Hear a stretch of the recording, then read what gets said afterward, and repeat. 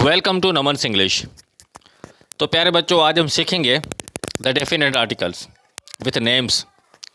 We do not normally use the definite article with names. William Shakespeare wrote Hamlet, Paris is capital of France, Iran is in Asia. ये ऐसे नाम होते हैं जहाँ पर हम आर्टिकल डेफिनेट यानी कि द कभी नहीं लगाते। और द डेफिनेट आर्टिकल द जो है वो बिगनर लेवल पे यानी कि हम समझते हैं उसे, शुरुआती आसानी से हम उसको समझते हैं।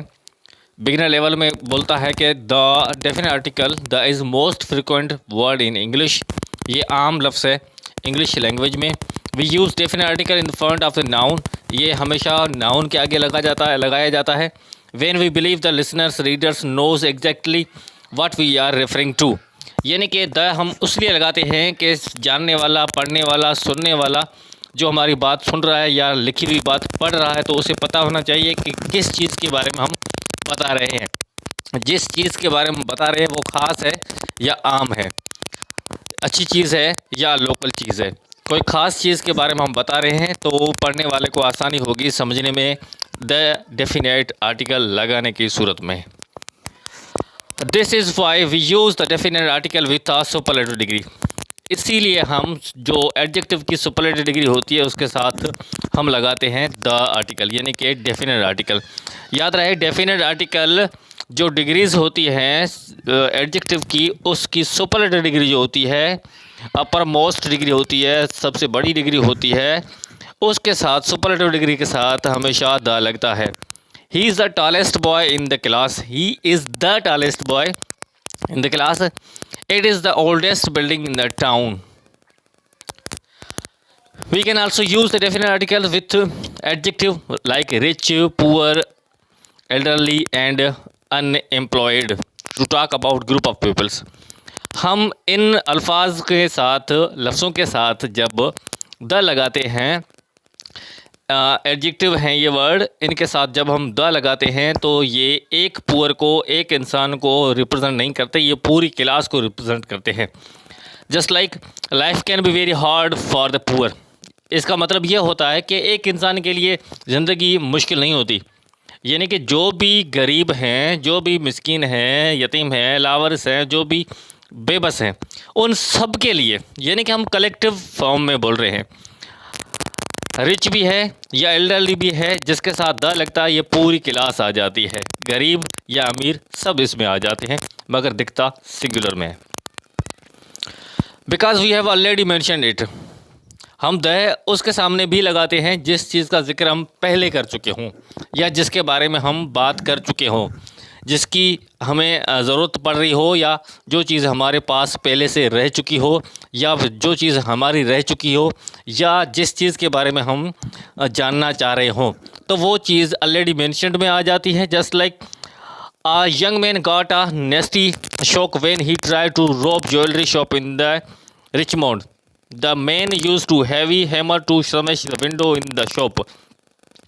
यानी कि हम उस बंदे की बात भी कर रहे हैं तो उस शॉप की बात भी कर रहे हैं। इन दोनों चीज़ों की हम पहले से जिक्र कर चुके हैं, तो इन दोनों चीज़ों के बारे में हम बोलेंगे कि इन दोनों के सामने द लगेगा। यानी कि मुझे एक किताब चाहिए इंग्लिश ग्रामर की जो मैं दोस्तों के साथ बांट सकूं, तो इन दोनों चीज़ों में हम द लगाएंगे। जिस चीज़ का हम पहले से जिक्र कर चुके हैं उसके साथ द लगेगा। But we do not use the definite article with. Do not यानी कि हम आर्टिकल कहाँ पर नहीं लगाएंगे। Countries with names includes words, यानी कि ऐसे मुल्कों के नाम, ममालिक के नाम जिसके साथ किंगडम भी लगता हो, स्टेट भी लगता हो, या रिपब्लिक भी लगता हो, उसके साथ द लगता है। कौन सा द लगता है? जैसे ईरान के साथ नहीं लगता, और लीबिया के साथ नहीं लगता, लिबनान के साथ नहीं लगता। और ऐसे अल्फाज जिस मुल्क में लगते हैं, किंगडम है, स्टेट्स है, रिपब्लिक है, इनमें क्या लगता है? द लाजमी लगता है। जैसे the United Kingdom, the United States, the People's Republic of China या Bhutan. To say something about all things refer to by a noun. जैसे the wolf is not really dangerous animal. Wolves are not really dangerous animals, यानी कि यहाँ पर भी पूरी class represent हो रही है। द वॉफ, जैसे the cow is domestic animal. The cow is domestic animal का मतलब ये नहीं होता कि सिर्फ एक गाय है जो हमारी गाय या किसी और की गाय है, जिसका पर्टिकुलर गाय की बात कर रहे हैं वो एक डोमेस्टिक जानवर है, ऐसा नहीं है। द काओ की माने ये हो जाती है, द कैंगरू की माने ये हो जाती है, द हर्ड की माने ये हो जाती है कि जो हर्ड सब में लगी है या जो जानवर सबके पास है वो एक डोमेस्टिक है। टू रेफर सिस्टम और सर्विस, यहाँ पर भी द लगता है। जो एक सिस्टम की बात कर रहा हो या यहाँ पर सिस्टम चल रहा हो या कोई ऐसी सर्विस चल रही हो, कोई ऐसा सिस्टम जुड़ा हुआ हो या कोई सर्विस ऐसी हो, उसके साथ भी हम द लगाएंगे। How long does it take on the train, train का क्या है, सिस्टम है, इसलिए द लगता है। I heard it on radio, I heard it on the radio. The radio क्या एक सर्विस है, जैसे मोबाइल सर्विस होती है, इंटरनेट सर्विस होती है, टेलीविज़न की सर्विस होती है, या कोई गाड़ी की, एम्बुलेंस की, मोबाइल फ़ोन की, कोई भी ऐसी सर्विस होती है या सिस्टम होता है, उसके आगे द लगता है। और आगे बढ़ेंगे।